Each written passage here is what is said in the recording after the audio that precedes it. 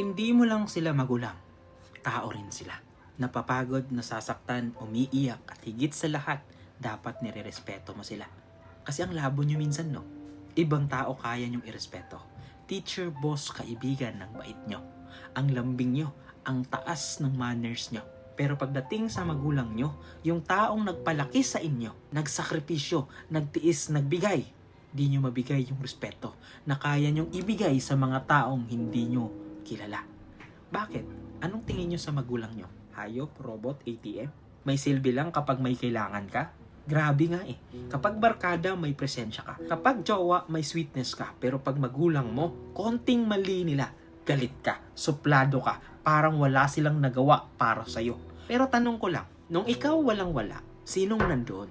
Nung ikaw nagkamali, sinong sumalo? Nung ikaw halos suko na, sinong nagdasal para sa'yo? Hindi barkada, hindi jowa, kundi magulang mo. Kaya kung kaya mong igalang ang ibang tao, pero magulang mong mahal ka, hindi ka mabait, magaling ka lang magpanggap. Kaya sana ayusin mo habang may oras pa.